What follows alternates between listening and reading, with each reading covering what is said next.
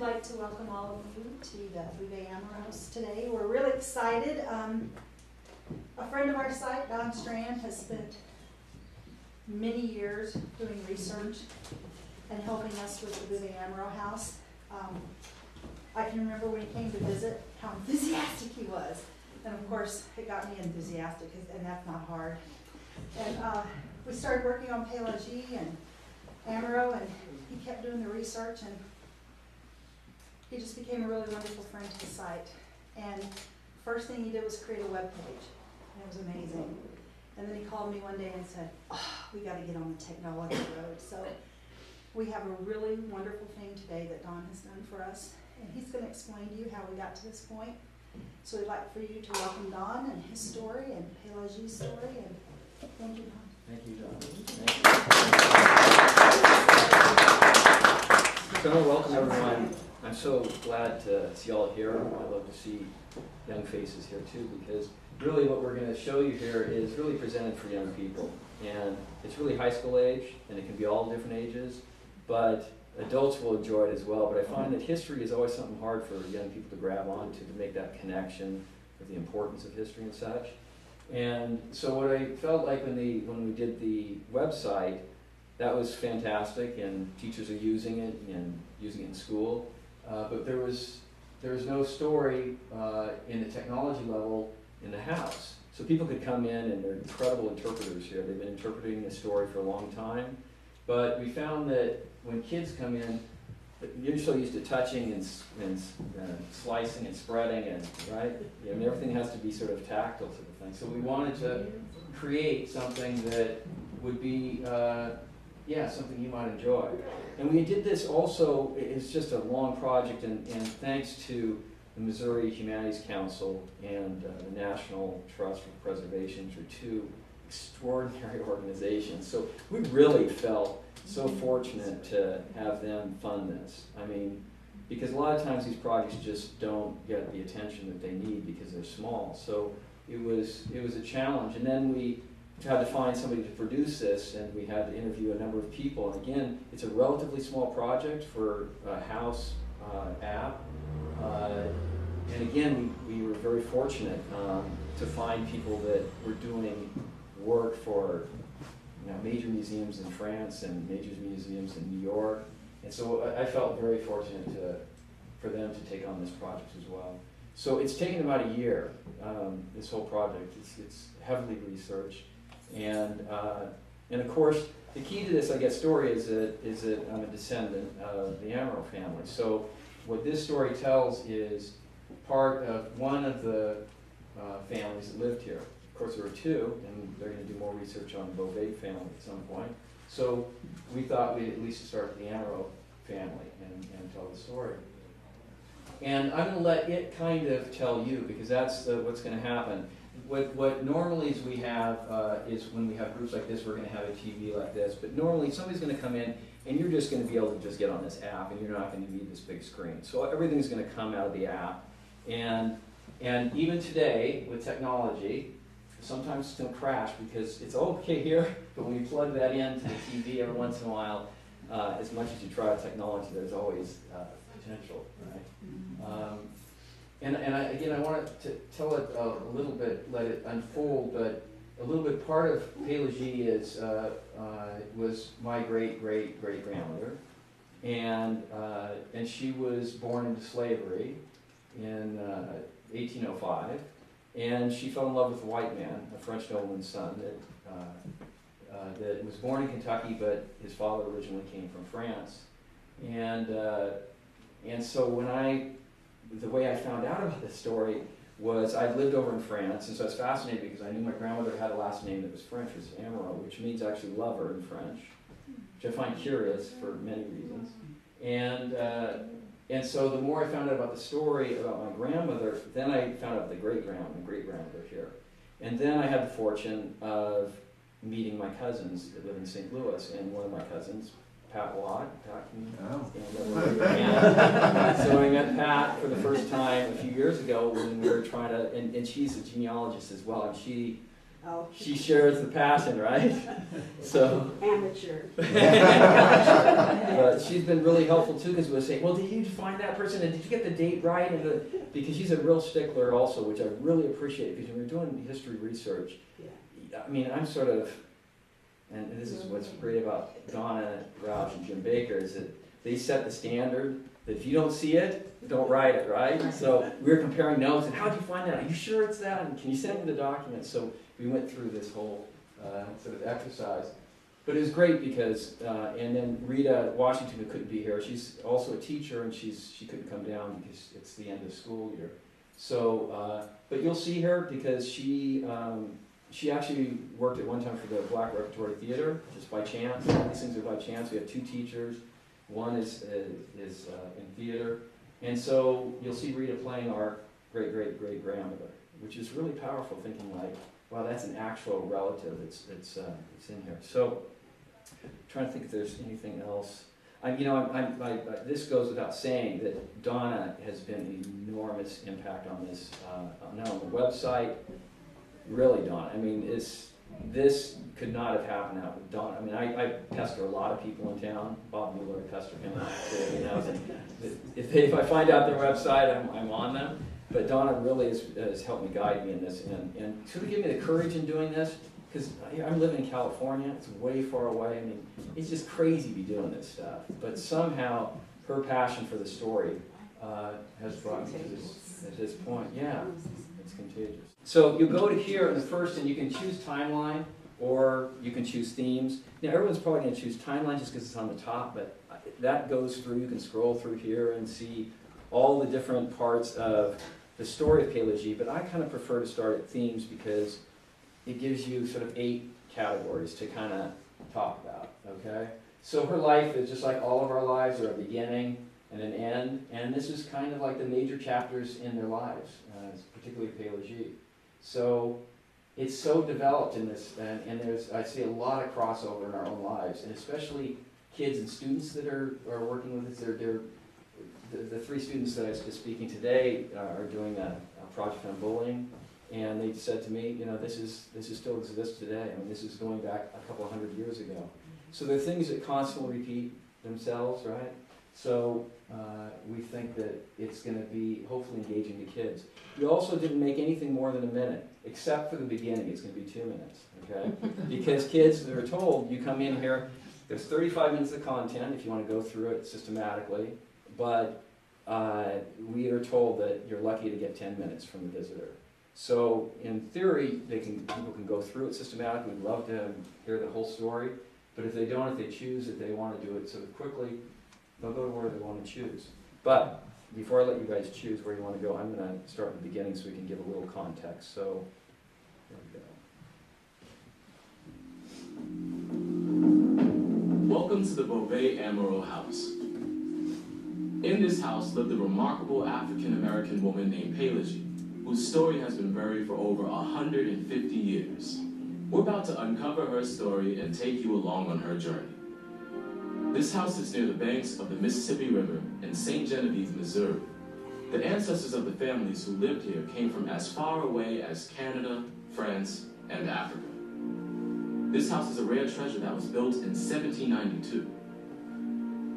Donna Jean Roush of the Felix Valley State Historic Site explains. It was built by Jean-Baptiste Beauvais. He and his brother Vital came across from the Illinois side to the Missouri side and built the house after a flood in 1785. Jean was a wealthy tradesman and farmer. He provided corn, wheat, and other critical farming crops for people from St. Louis to New Orleans. Although some say Jean built this house, it's more accurate to say it was built for him. The men who likely did the majority of the work on this beautiful house were enslaved. Enslaved men weren't given the title of carpenter or house joiner, but they were highly talented craftsmen. When you look at this construction of the house, you look at the detail that was put into some of the woodwork in the house, you know that these were not just anybody building it. They had to have been skilled carpenters even though they were slaves. In the last decade of the 18th century, the people who lived in this area were French-speaking. But in 1803, they found themselves living in the newly independent United States of America, thanks to the Louisiana Purchase. After the Louisiana Purchase, you do see a big change starting to happen in what is known as St. Genevieve. It's not predominantly French anymore. You've got Germans, you've got some Spanish that stayed around, you've got Americans coming across the river. This diverse population in town was nearly 1/3 African American, and virtually all of these people were enslaved. During those years, the fields you see from this house were filled with enslaved laborers working from sunup to sundown under constant supervision. So this is what gets me so excited, is this is just, these are all small portions, we don't have time to go through it, but we hope that teachers will come and bring their students as well, and they may only use that, and they may have a whole conversation on just what's on there. Or they may take another choice and say to continue. So we're going to continue a little bit until we get a little context, and then we'll talk about this. The Beauvais Emerald House is named after the first families who lived here. Jean Beauvais had it built in 1792, and members of his family occupied it until 1852, when the Emerald family purchased it. That change in ownership marked an important milestone in the history of the house, and also in the life of a woman named Pelagie. Donna Jean Rauch. Pelagie was born in 1805. She was born into slavery. Vital Beauvais was her owner. Vital is the younger brother of Jean Beauvais, and his house is just down the road. Pelagie is baptized in the local Catholic church, and as a newborn, she's brought to the slave quarters behind Vital's house. Vital, or his son, is thought to be the father of Pelagie, but she isn't given a last name. At 25, while she's still enslaved, Pelagie meets Benjamin Amaro, a white man, whose father was a nobleman from France. They fall in love and start a family together.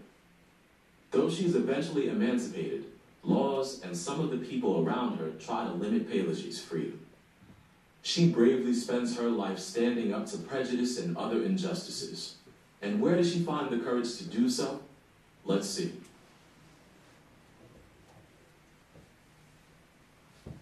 Even though I was born into slavery, I always knew someday I'd be free. That's because I know my history. Growing up, my grandmother told me stories about my ancestors from Africa, a land of kings and queens. And knowing where I come from helps me to know where I'm going. It helps me see the real me, and not the person some people think I am when they glance at me. So that's just the beginning of the many chapters sort of thing. And I think that one thing we want to draw out is how did Pelagie get through this? You know, it was a difficult time. She's taking huge amounts of risk in what she did when making choices in her lives. And we all struggle in things in life. And I think young kids are always trying to figure out, well, how can they stand on their own, be who they are? And we found that more and more examples through this woman, who was my great-great-great-grandmother, our great-great-great-grandmother, is really a significant example. So we're going to close here. So then we go back to all these chapters. So, I want to ask the young people, like, for example, I don't know if you know this story yet. If you know this, India, have you seen this before? Have you ever seen this app before? You haven't heard the story. Have you all seen that? Okay, so what can you imagine court might be? Like, that's part of her life. What do you think? Any ideas what that might be? Isn't it whenever she becomes a free? Okay. Okay. I think it's more of her, I don't know what you want to call it, going against people. I guess you'd say more of Sue, who are treating her differently. Okay. I remember reading someone threw rocks at her. Okay. And she went to court for that. And then a preacher. Okay. Was it a preacher someone? She went to court with her. Or Someone was harassing her, yeah. Right. And her kids. Yeah. You got most of the information right. Yeah. So and so she was enslaved and then she's free, right? And so if she's free, why does she have to go to court? Because people were bullying her. Right. So that's what you all are doing that work on. So the thing is that throughout this part, it's bringing up to the point where she gets to court, and then we talk about the family, and self has a lot to do with how she do it, right? And then legacy is talking about people like me and like Pat, what our kind of experience through the story is. Can one of you come up and choose a subject? We'll just do it that way. Okay.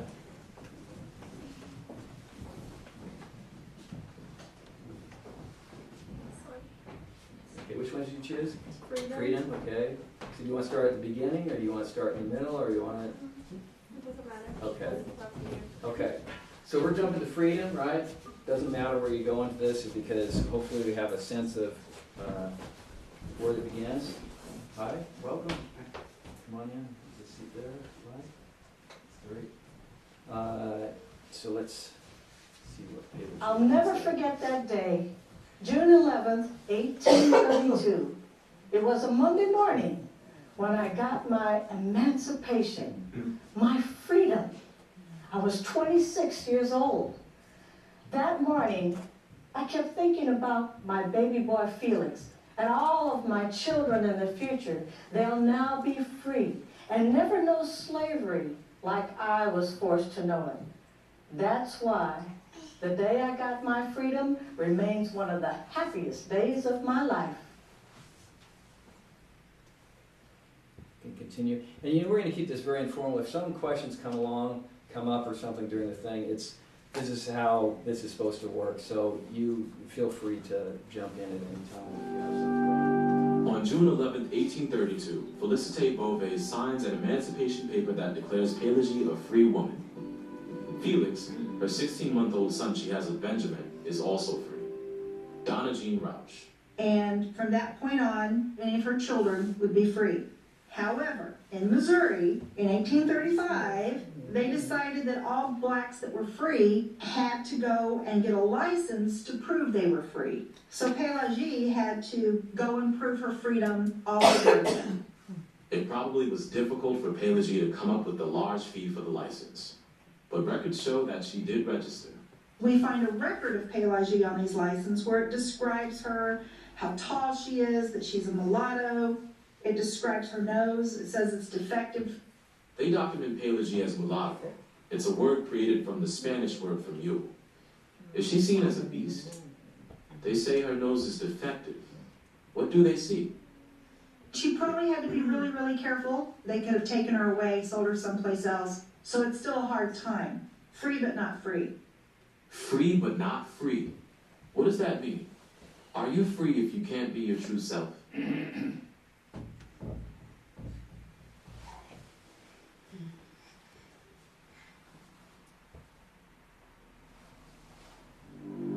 Pelagie receives her freedom papers at the age of 26. 4 years later, she's forced to register as a free person of color. And then 24 years later, at the age of 54, she must once again prove that she has received her legal freedom from slavery. So, is Pelagie free? The definition of freedom is the right to act, speak, or think as one wants without limitation. Pelagie knows this, and this is what gives her the strength to defy others who want to put a label on her or limit her freedom. Are you free? Have you ever lost your feeling of freedom because of bad decisions, bad relationships, false friendships? Pelagie moves through her struggles by listening to her voice inside. It gives her the courage to be her true self and empowers her to make the right decisions in life. So interesting that you chose this out of all the ones, because this speaks to your project as well, right, in bowling as well. And then, so again, excuse me, the choices, of course, are of the students to come in, or the teacher can decide that they want to talk about a particular time or a court case or the time about freedom and what that means. So, Indy, do you want to make a choice here? I had a quick question before we move on. As far as the freedom before the Emancipation Proclamation, so that means that her owner gave her and her family. So her freedom? owner, and this is all in the app. You'll see when I'm trying to give a little bit of teaser, so y'all come back, right? No, but this is good that they. Her owner was Félicité Beauvais because Felicité's husband died. So when he died, half the estate goes to the children and half of the estate goes to the wife. And so at that time she kept Pelagie as an enslaved person, and then when they got her emancipation, that really came from, we're not sure yet, right? We don't know if his Madame Bouvet was kind and felt like maybe this is, we have many stories, right? We don't know whether we can't be for sure that the father of Pelagie was Beauvais or not. We just, in our research, it's leading us towards that. So we don't know, did she have a kind heart?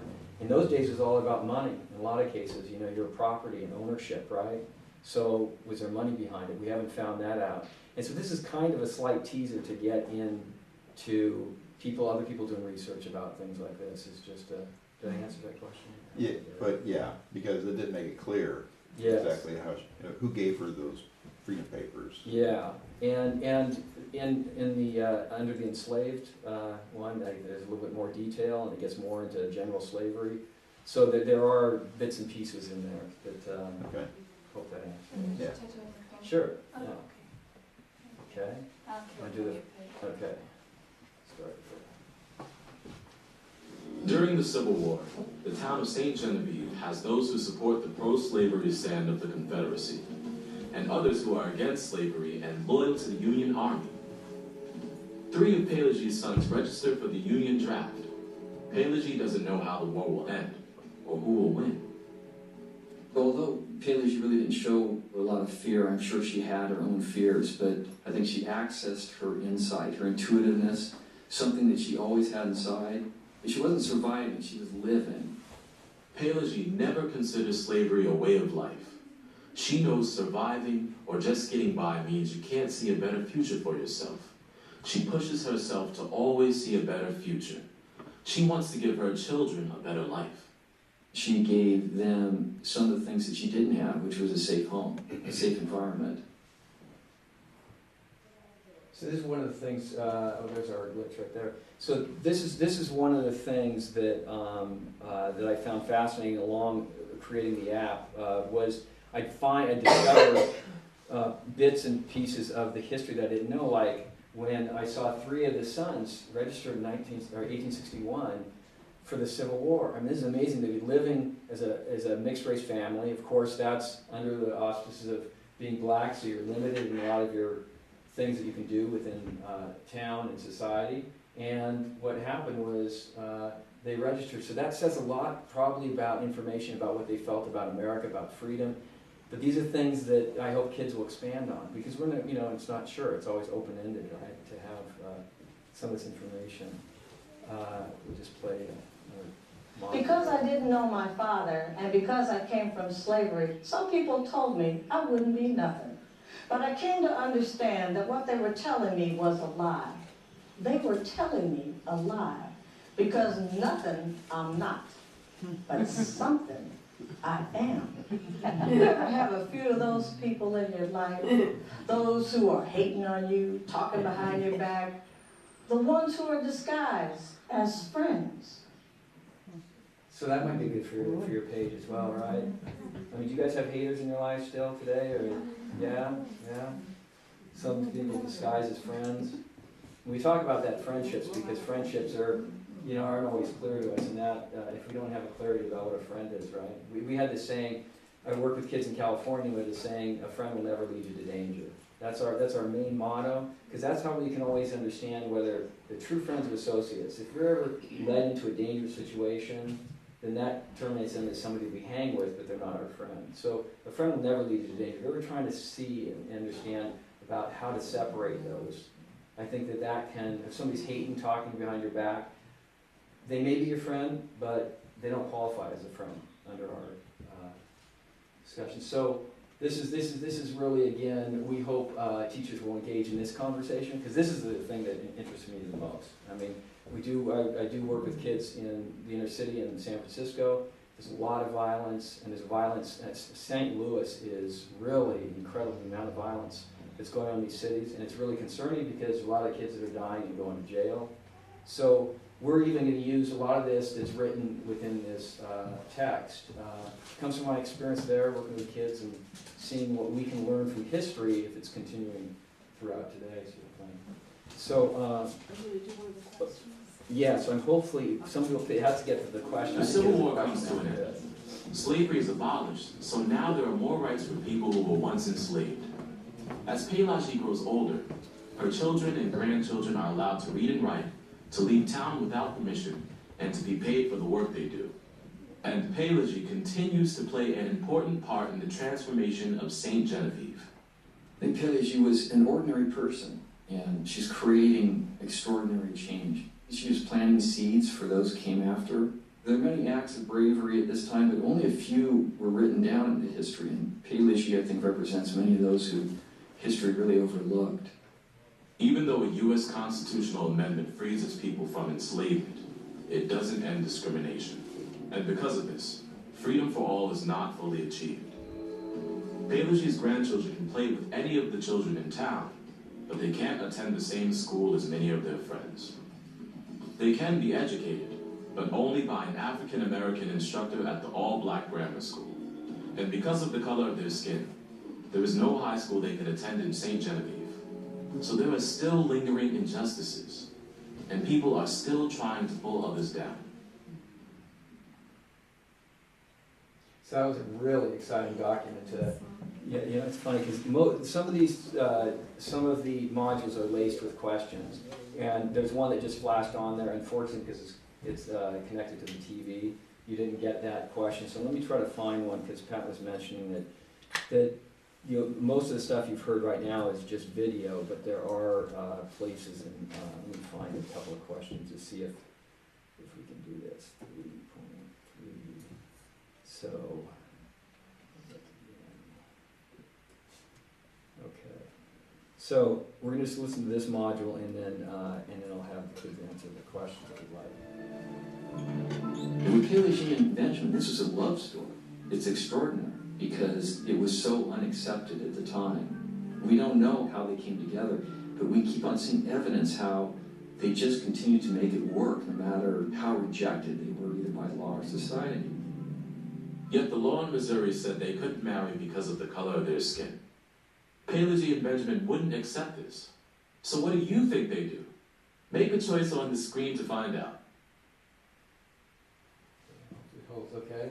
So can one of you guys come up here and make a decision? So what is it? I know the writing's pretty small from back there. So it says, what did they do? Touch your best guess to find out the answer. Break up, run away together, secretly get married across the river, protest, keep their relationship secret. You guys want to come? Take a guess. What do you think happened?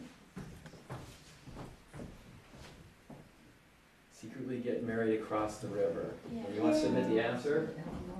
You've been doing your homework. Yeah. Yeah. That's right. Okay. So, and in this case, we have a video answer, right? So sometimes people don't get that right. You haven't done the answer. So you push the video answer. There are laws that are right and laws that are wrong.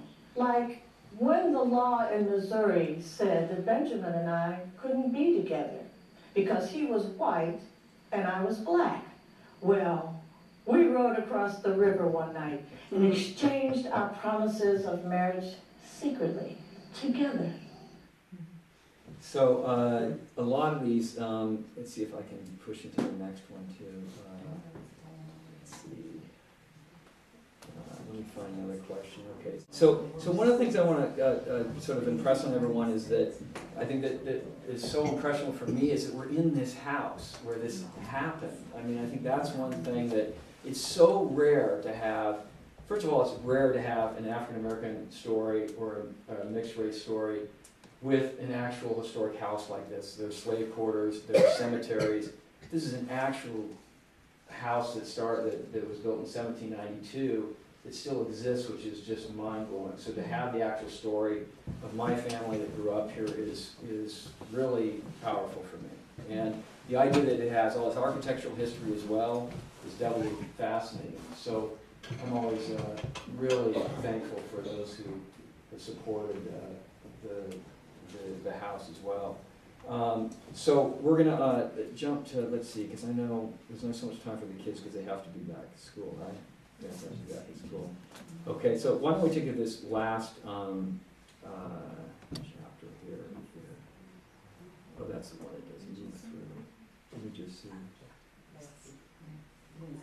We're going to go to legacy. So, Pelagie has a really long life. You'll find that out too. Come back and find out more information. She lives a very long life and raises all her children here. And when Pat and Rita and I first met, we got together and we made the website. We also had a friend put together a film crew to try to make these segments, which was really fun. And this is one of the ones on the site that if you've been on the site, the site is amhouse.org. It's pretty simple, but that sort of supports what we're doing here as well. She was an Amro.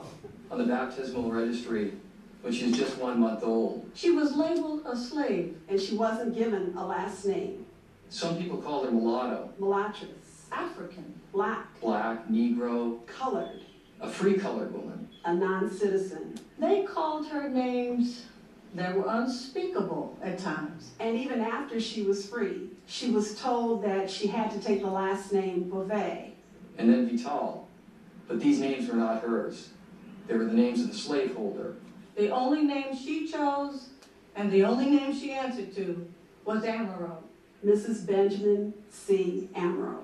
Her first name was Pelagie, and she was my great-great-great-grandmother. She is my great-great-great-grandmother. She is my great-great-great-grandmother. An extraordinary woman, Pelagie Amro. So this is part of the story that's extraordinary to me. See, this is what history can have. I mean, this is what history provides in a lot of ways. Is your curiosity about your grandparents. Do you guys have grandparents that are still alive? So I always encourage people, they're not still alive. So even with your parents as well, you start to ask them stories now. Because I waited too long. My grandmother was 97 when she died, and I didn't even know she came from Missouri. I guess I was told St. Louis, but I didn't know St. Genevieve. So before this, I had no idea that she was from St. Genevieve. It was my first experience. So once I came here, I found the story. So we all have these kind of stories in life, not a particular story, this one. You're going to have your own story. But that's what we really try to encourage in creative writing and such is talk about your story, because when you talk about your story, you become passionate, and all of a sudden writing becomes easy, right? A lot of times it's difficult. What am I going to write about? When you start thinking about you and your family and your life. So I always encourage everyone that kind of comes here to search out their family and ask questions. Sometimes it's painful for people to answer the question. I'm not sure what my grandmother would have answered if I'd asked her this question. I know she would have told me the truth, but it was difficult. And it's sometimes hard recounting those. I'm just going to do 2 more segments. And then Pelagie's great-great-great-grandson admires the way she took advantage of every opportunity. Pelagie recognized opportunity. She had an opportunity in the law. She knew the law had to listen to her complaints, even if the jury thought she was crossing the line. That imaginary line, she saw it as totally imaginary, and she stepped over it. She stepped over the line of injustice. That implies the court isn't for people of color. Pelagie is not the first to stand against injustice, but her story represents the many nameless, faceless, and voiceless women who also fought for freedom. Who are these others? Why do we need to know? Finding out this history and finding that I have relatives that are African American broadened my life. It's broadened my children's lives. Now I see things through my grandmother's condition. Even though she's my great-great-great-grandmother, she's still my grandmother. And I see it through a very different lens for the first time. Imagine what you might find in your own history. Discovering the stories of those who have come before you. Uncovering the things that might have been forgotten. History isn't just his story or her story. It's your story. Go find and share your story. So we're going to play one more segment after that, but I just want to, Pat, do you want to share something, anything about this project or anything that you want to say about Well, such a part of this? yeah, I was not into the genealogy. I had an assignment in high school for a history class, and I kept those papers. Didn't know very much, and didn't know how much I didn't know until I happened to buy a book to help a friend's son, and it's called Grandma Remembers. And I was trying to write down some information. I'm thinking, I don't know. It was about my grandparents, and I thought, I don't know. So either side of the family, I didn't know.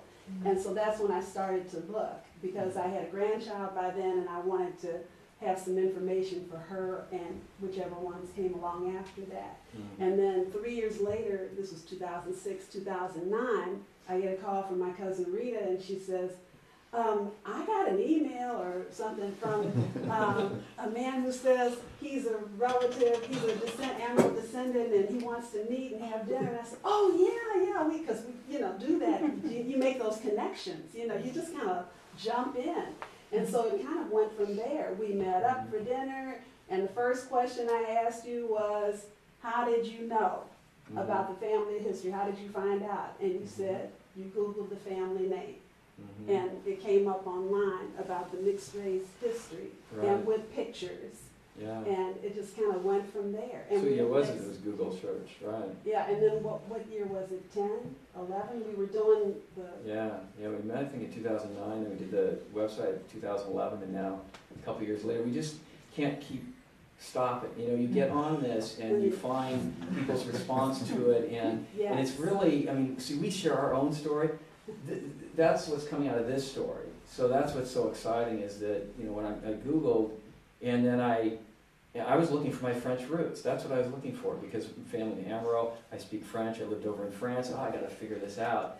And down pops the census that said St. Genevieve, 1900, and I saw my grandmother's sister there, Veronica, and I said, wow, and I looked across the race and it said B, and it was black, and I go, wow, this is fantastic. Because my background was I spent a lot of time with African American history. I find it absolutely fascinating. So for this all to come, living over in France, then here I am finding out that I have African American roots. It's just like a sort of a dream come true for me. It's like if you're interested in baseball and all of a sudden you meet Mickey Mantle, it's one of those things that you feel that you've studied for so long, and it just came true, sort of thing. So when was the first time when it came into the house? This house? I think did we come together the first time we were shooting the I think so. film? We had all been Who here. was it? We had each been here. Independently. Okay. Yeah, Right. I came in 99 Yes. with friends from school. We were doing it before we went back to school. So it was in August, and we were going to lunch. Then let's go to lunch in St. Genevieve and we'll look at the house. And at that time, Jim Baker was taking us through, and he took us all in the cellar, and we saw the vertical log construction, because that's what has the house, as significant as it is. It's only one of, five in North America that left. That had that. So it has great historical significance. Wow. Because that must have been incredible to come in here. Oh, For it the first time. It was, yes. Yeah, I remember the first time I came to is that I discovered the story, not of Pelagie, because I really learned it from Don and Jim. So I really came to kind of see the house where my grandmother grew up. And then I saw her on the board, her name on the board, and it was just amazing because somebody had already done the history on my grandmother. So I think that's another thing, is that if somebody knows more about your history than you know, something's wrong with that, right? Right. So that just makes you even, and you want to get it right too. That's what's just so serious about this. When it's your family, you just want to get it right, and nobody's going to do it as right as you. They may do it in a different way. They may see different things in this, which we hope they will see different things. But it's the interpretation is always a challenge. So.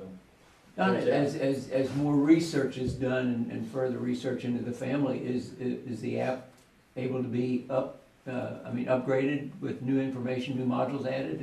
I think that's a good question, Jack, because it's going to be a challenge. I can do that with the website more easily, but I am not. Here I live in Silicon Valley. I'm not tech savvy. I'm actually really impressed by St. Genevieve's use of technology too. Your schools. Our schools don't have as much technology as you have. I was thinking rural school, what's the connectivity and such. It's not that schools that are well funded in our area do have it, but the ones that are underfunded, they don't have any technology. So to come here and see the variety of technology. So with the app, it's a little bit more tricky because in order to do what we want to do here and have the quote experience, and have many choices kids can just punch and pull sort of thing, is that I think the upgrade takes a little bit more. But hopefully if this draws more interest and people are more curious and the visitation goes up, then the funds are easier to raise, because we can say, listen, we brought something new to the house, we want to continue on this, we want to change, we found this out, some kids were studying this, and we found a document. So we hope to, we always want to encourage everyone to add to the story, yeah. So what's the name of the website? So the name of the website is a long one, and I don't have the the website is short. It's amhouse.org, amhouse.org. And that's probably the easiest way to access it now. We're going to get a short link, so you guys will get a hyperlink and be able to just push on it, and it'll take you right to iTunes. But it's only available for iTunes. I mean, it's only available for iPad now, for iPad users. And the reason we did that was, one, money, because if you want to put it on a mobile device like this, a different size screen, it's a lot more expensive.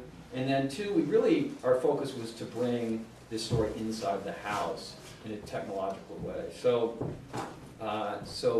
money was an issue, how much you can expand it. And then the last thing was with iPads, we found out they were in St. Genevieve.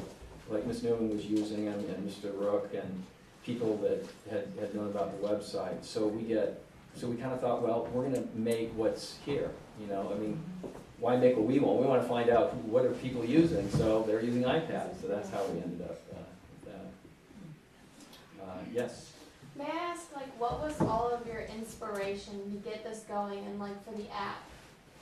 For the app or for the story? Just the whole thing. What kept you going and just gave you the idea? You know what? I'm not sure. I mean, I had a conversation with Kay in the last 2 days of the bed and breakfast. I'm not sure. Sometimes you don't. Oh, good. That's great. There's some cards here if people want those. There's something inside you that you just know you got to do. I don't know how to explain it, because this is not what I do. I'm not a technology guy. I'm not a story. I'm really uncomfortable talking in front of people. These are all things that tell me that I just can't do this, right? I mean, I've done everything I can't do, and yet I keep doing it. And then I look at Pelagie. There's something that goes on in you that drives you. I'd say you're your grandmother's boy. Yeah, exactly. Oh, yeah, and you just get enthusiastic, because it's like, because at first you find when you start to discover, first I was going, God, this story, I don't want attention, I don't want people to write about it, I just want to put it up there. But you get engaged in it, and we know you're trying to help other people through this story. It's not for you. Then I think it allows you to keep on moving forward. It's just like a big puzzle, you keep putting pieces. Exactly, right. You want to finish the puzzle. Right. Exactly, and I found St. Genevieve that way too. That this was a part of the puzzle that's missing this fascinating town. It is. Yeah. It's fascinating. I mean, the stories in here I've heard are just unbelievable in these houses. And I thought, wow, the stories, Donna's been telling it for a long time. And yet people, when I talked around town, they didn't know, people hadn't even been to this house. Like, where's that? Is it on St. Mary's? Yeah, it's down, I haven't gotten down there yet. So we try to draw that. So how many ancestors of Pelagies are still living here? Nobody. No one. So that's a good question. So that's another part of the story. I don't know if anyone knows Pat Huber, but he's a professor at one of the local colleges, great historian. He did a paper for the history conference about the race riot of 1930 in St. Genevieve. So there's a race riot. A lot of the kids didn't know, and all the black families were run out of town. There's a murder, and it's a fascinating story. So I found out that one of my relatives, I don't have time for this, but we found out through actually when we were in Mr. Rook's class, somebody who was watching the website came back and found out that her grandfather, during that race riot, he was African American, and the priest hid him inside the church. And for his granddaughter to discover, she said, Dad, why didn't you tell me this, right? So there's a lot of stories that your grandparents aren't going to talk about, because some of them are painful. But if we don't talk about it, they're not going to move through that. So what we're hoping is that, like you said, is it brings another piece of the puzzle that people find a little hint and then add on to this, is what our hope is. Could I say something before I sit Absolutely. down? I think that if you get into genealogy at all, you cannot believe how addictive it can be. I mean, once you'll find one little something about somebody in your family, and it almost doesn't matter who it is, it's like a eureka moment, or what Oprah calls an aha moment. You wouldn't believe how that takes you to, digging for something else, just one more something. And you really will get involved. So, that's, I'm sure, I know that was what powered it for me. And I can't get into it like you have. Because I'm still trying to find out about other sides of my family. Yeah, but we all do our So things. but still, that's what, kind of fuels us.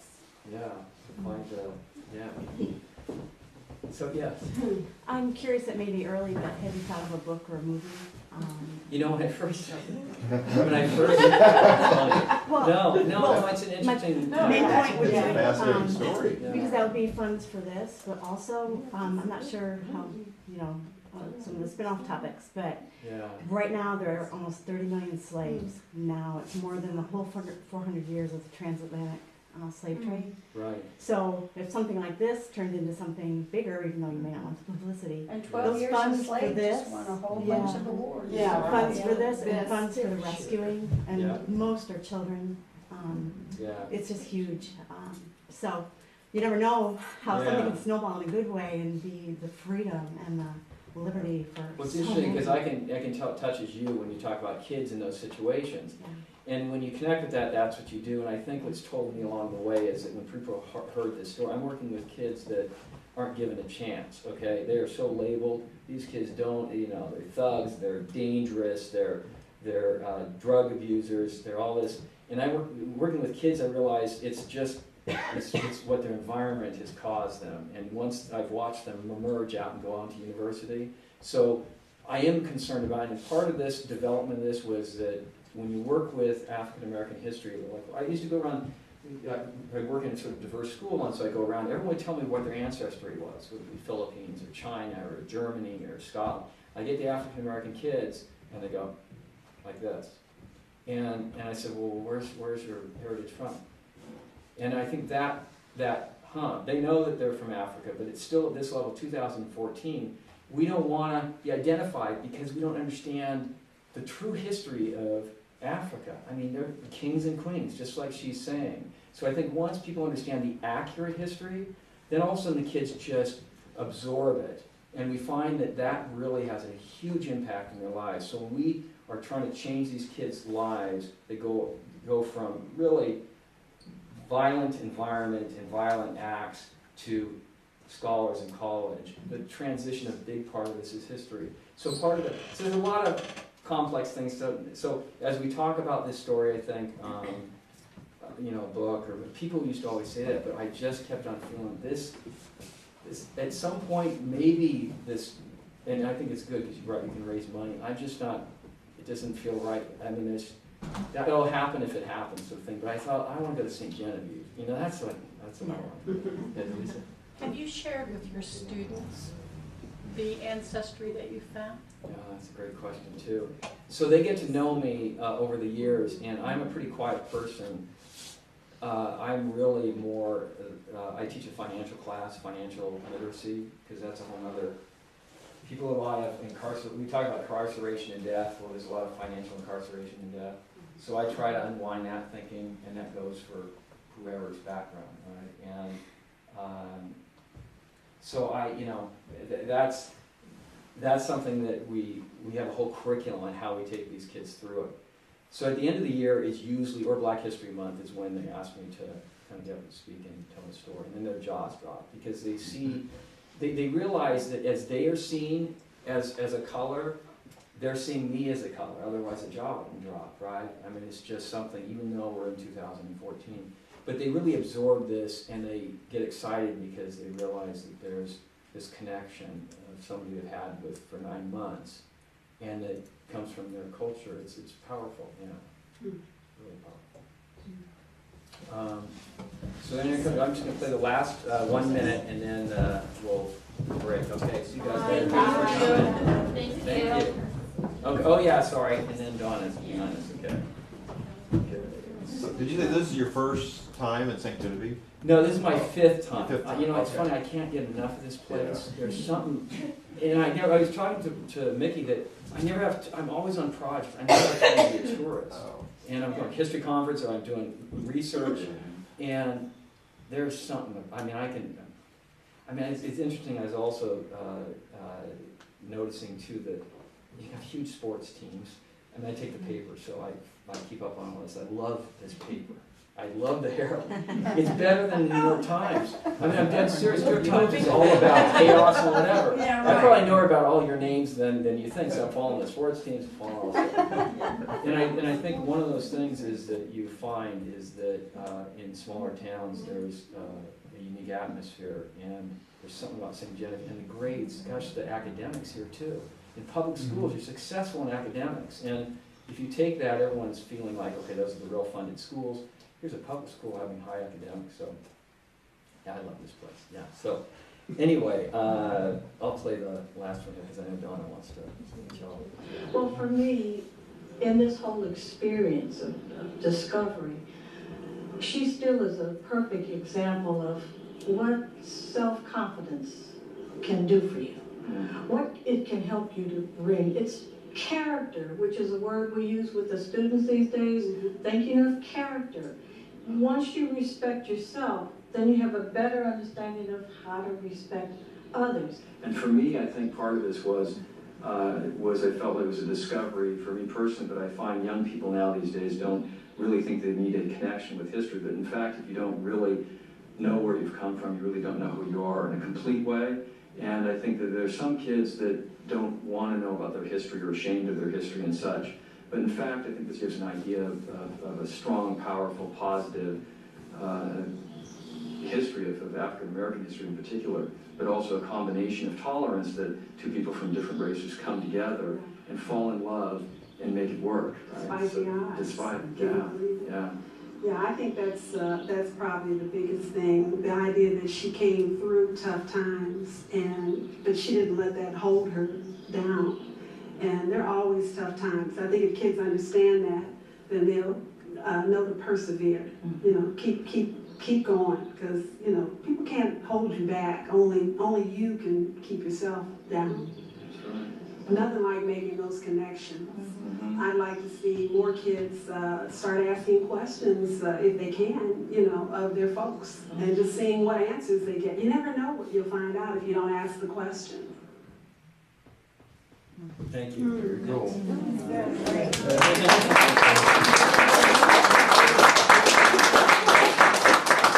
So we're excited. This is really exciting. The other thing I'd like to tell you today is that we'd like for you to go to the other side and have some refreshments, but also look at our new mantle. The young couple that came in here a while ago with it had to leave really fast. We got a call one day, and he said, "I have the emerald mantle, one of them." Oh. And I was like, "What?" And we traced it. We proved it. It was in Matt Ziegler's studio out on M. Oh, yeah. That came from this house Yes, it originally. did. Yes, it did. Oh, my God. And his mother has the other one in her house, because at this end it used to be 12 feet longer. When we removed the building behind here, we found the fireplace pillar. I'm so excited. So we know it was there, and that mantle came from that end. But how did he know? How did he know? He took it out of the house. Oh, how did Matt know? And yeah, how did he know? Because Matt's, Really? you gotta look at his genealogy. A lot of connection there. And they're living on the property that was the Zieglers. And so the whole story came out, and I wanted to make sure it was right, because I didn't want to just jump on anything.